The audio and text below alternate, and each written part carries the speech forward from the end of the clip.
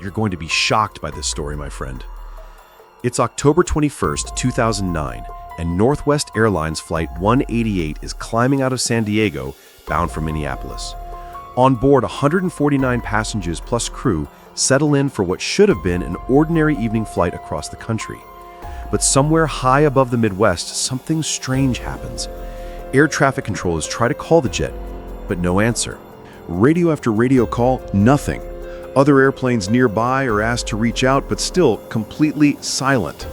The Airbus keeps cruising east, straight past Minneapolis, where it should have landed, without even slowing down. Think about it, a commercial airliner with nearly 150 souls on board, flying unresponsive for over an hour. Controllers begin to fear the worst. Could it be a hijacking? Are the pilots okay, or something even more unthinkable? Oh yes, this wasn't just a minor hiccup. This was one of the most bizarre incidents in modern aviation. I swear, I'm not exaggerating. The real reason why the two pilots missed the airport and kept flying totally in silence for over an hour left passengers, the FAA, and the entire industry shocked. And I guarantee you will be too, my friend. I am Captain Jack Mercer. What you're going to watch now is the story from the perspective of a pilot who has lived and seen a lot in 25 years of experience. Welcome aboard.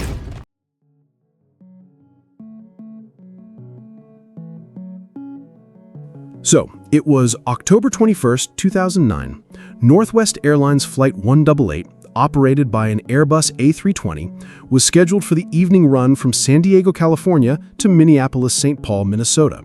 The crew, two experienced pilots in the cockpit. Up front, a captain of 53 years old with thousands of hours logged, and beside him, a first officer of 54 years old, equally qualified to handle the Airbus systems. In the back, 4 flight attendants prepared for a routine night service. The passenger count was 149, making the total number of souls on board 155. The weather? Clear skies, smooth winds, and stable conditions across much of the United States. It was the kind of evening that we, pilots, appreciate. You know, predictable, uneventful, with no storms to dodge. The Airbus A320 was in good working order, a reliable workhorse of short and medium-haul flying. The passengers had no reason to expect anything but a quiet journey across the Rockies, the Midwest, and into Minnesota. Well, my friend, this was the perfect setup for something no one saw coming. Stay here with me. The A320 pushed back from San Diego right on time, engines spooling up and the crew going through their standard Airbus flows and checklists. The climb out was smooth. Normally, once we reach cruise altitude, we set the aircraft on autopilot, we turn off the seatbelt sign, and the cabin settles into the rhythm of a normal evening flight. Well, from a pilot perspective, I can tell you, at this stage, everything is supposed to be smooth sailing. The cockpit becomes a balance of staying sharp while not letting routine lull you to sleep. Pilots might sip coffee, talk about schedules, even share a story or two. But the key is discipline. Monitoring instruments, staying engaged with the air traffic control that we call ATC, and always being ahead of the airplane. I mean, just another night's work, right? That's the expectation. And that's why what happened next was so shocking. Pay attention. As the flight crossed into the Midwest, controllers attempted to contact Flight 188 to prepare for its descent into Minneapolis. But, my friend, there was no response. They tried again. And again, radio silence. Other controllers relayed the calls. Still, nothing. The Airbus kept cruising eastbound, steady on course, but completely unresponsive. Let me tell you, missing a single radio call happens. Maybe you're switching frequencies, maybe you're jotting something down. Controllers give you another call, you answer, no big deal. But missing 3, 4, 5 calls in a row? Come on. That's a huge red flag. Pilots are trained that the radio is our lifeline, our connection to the outside world. Ignoring it is like turning your back on mission control in space. You know what I'm talking about, right? By now, controllers were completely alarmed. This wasn't just a sleepy frequency change. This was something else for sure, something very serious. Well, minutes turned into tens of minutes. Flight 188 had gone completely dark on the radios for a long time. So at this point, the ATC began to fear the worst. Could the flight have been hijacked? Was the crew incapacitated to answer for any reason? And then things started to scale. NORAD, the North American Aerospace Defense Coordination, was alerted about the situation. Then NORAD decided to put fighter jets on standby, ready to intercept the Airbus if necessary. Remember, this was just 8 years after 9/11. I don't know if you know it, but any sign of an unresponsive airliner was treated as a potential national security threat. Meanwhile, the A320 just kept flying. No altitude deviation, no course change, no distress signals. It was as if the pilots had vanished, leaving the airplane on autopilot to march steadily past its destination. For controllers on the ground, the situation had reached a breaking point. The aircraft continued more than 100 miles past Minneapolis before fighter jets were minutes away from scrambling when, finally, the moment everybody was waiting for, the crew members responded to ATC. Well, the controllers, of course, demanded answers, right? They wanted to know what the hell happened, why the pilots were flying in complete silence for more than 100 miles. We are not talking about minutes, we are talking about more than an hour without a single communication. Here's what the pilot said. "We got distracted and we've overflown Minneapolis. We're overhead Eau Claire and would like to make a 180 and do arrival from Eau Claire." So, skeptical but relieved, the controller first vectored the Airbus back toward Minneapolis. The flight was already too late for the landing, right? So, the pilot finally was on his way back to Minneapolis when the controller asked, "Do you have to give a brief explanation on what happened?" The pilot answered, "Just cockpit distraction, that's all I can say right now at this time." The controller insisted, "Is there any way you can elaborate on the distraction?" The pilot again didn't give any reasonable explanation, just said, "We were dealing with some company issues here, and that's all I can tell you right now at this time." Okay, my friend, is there anything that the pilot said that makes any sense to you? I know, it didn't make any sense to me either. I mean, they were flying completely in silence for over an hour, causing an entire crisis at ATC, and also demanding action from NORAD. And now, everything that the pilot has to say is that they were distracted? Serious? But if you think that's all, keep watching and you will find out the real truth about what happened in that cockpit. By the way, I made another video telling the story of a pilot who was preparing to take off when the cockpit was invaded by police officers and he was immediately arrested. Why did something so dramatic happen minutes before the flight and in front of all the passengers? Well, I'll leave the link of this video below so that you can watch and find out, okay? But back to the story. The ATC helped the Airbus to get back to Minneapolis Airport. The descent began late, but controllers cleared the jet for an expedited approach. Passengers, meanwhile, were blissfully unaware of the drama unfolding on the ground. To them, it was just a routine night flight, perhaps running a little late. Finally, more than an hour after their last acknowledged call, Northwest Flight 188 lined up with runway 30L at Minneapolis-St. Paul. The approach was stable, the landing uneventful. Tires screeched, reversers roared, and the aircraft slowed safely to taxi speed. If you fly, you know what I'm talking about, right? The cabin crew, the people that work back in the aircraft, hadn't been informed about the radio silence problem, and the pilots, of course, kept the situation quiet. To the passengers, the flight had seemed normal. To everyone else involved in the case, it had been a terrifying mystery. 2 airline pilots, completely unresponsive for over an hour, flying hundreds of miles beyond their destination. And that's why, my friend, the drama wasn't over. As the jet taxied to the gate, law enforcement was already waiting. FAA investigators, airline officials, and police were all prepared to meet the pilots the moment the aircraft parked. And no, the pilots would not escape from them. Keep watching. So, when investigators first looked into Flight 188, there was immediate suspicion of something dramatic. Perhaps a medical emergency in the cockpit, maybe even a hijacking attempt. But the truth, revealed in interviews and cockpit force recordings, was something almost too simple to believe. The 2 pilots, both highly experienced, admitted they had been using their personal laptops inside the cockpit. Yes, you heard correctly, They got distracted because they were using their personal laptops inside the cockpit. That's why they didn't even realize that they had missed the Minneapolis airport. The truth? They weren't incapacitated. They weren't fighting off intruders. They were distracted. Think about it. Two professionals at the controls of a $45 million jet with 149 passengers on board, zoning out so completely that they missed over a dozen radio calls and flew more than 100 miles past their destination. Can you believe it? By the way, the Federal Aviation Administration, the FAA, bans personal wireless devices and laptops inside the cockpit exactly to prevent distractions and maintain flight safety. You know, the Airbus that cruise doesn't demand constant hand flying. Nowadays, aircrafts are so modern that the autopilot manages lots of things: altitude, speed, heading, etc. But that doesn't mean you're off duty. A professional crew should be monitoring radios and responding promptly to ATC, checking navigation progress, reviewing weather at destination, running fuel checks, and most important, staying alert for any anomalies. I mean, this is Cockpit Discipline 101. You can talk, you can eat a snack, you can stretch, but you never lose the thread. You are paid to stay ahead of the airplane, right? A jet at 37,000 feet is covering 6 miles every minute. Miss 10 minutes and you're 60 miles behind, understand? But miss an hour? Come on, that's a disaster waiting to happen. Do you agree? Had the crew simply been doing their normal duties, they would have easily caught the calls from ATC and begun their descent on time.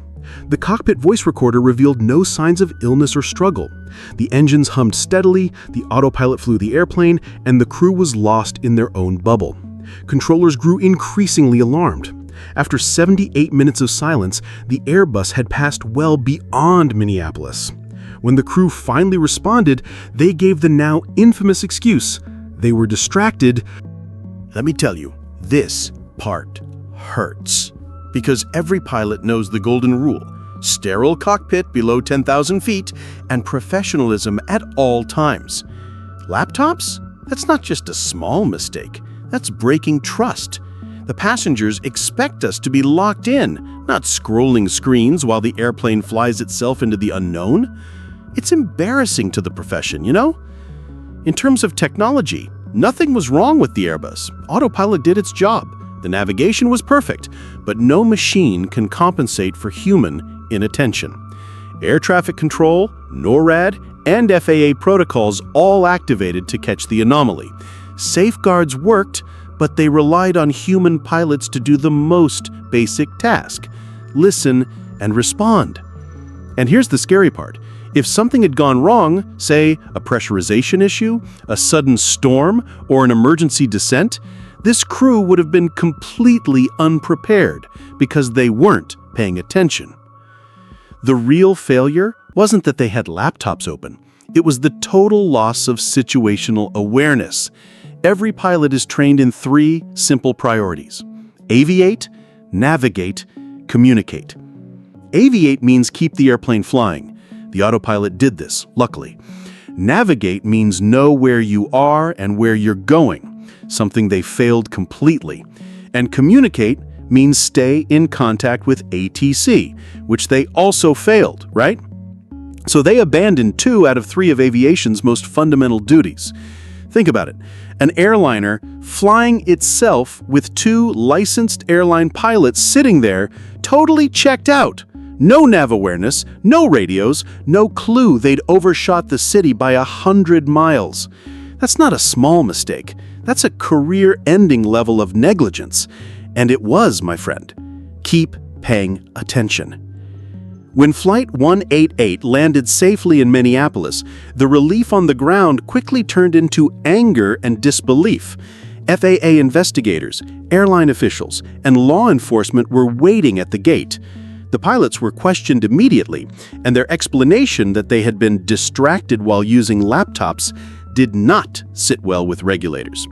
In the eyes of the FAA, they had committed one of the most egregious breaches of cockpit discipline in modern aviation.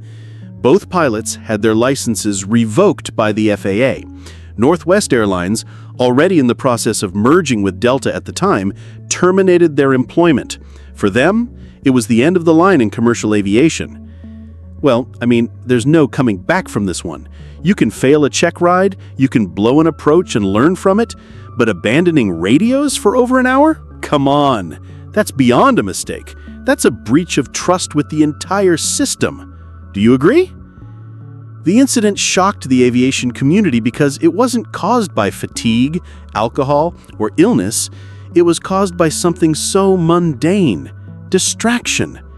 If two professional pilots could zone out for 78 minutes, what did that say about cockpit discipline across the industry?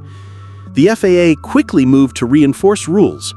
Personal electronics, devices, and non-essential discussions in the cockpit were explicitly banned in regulations.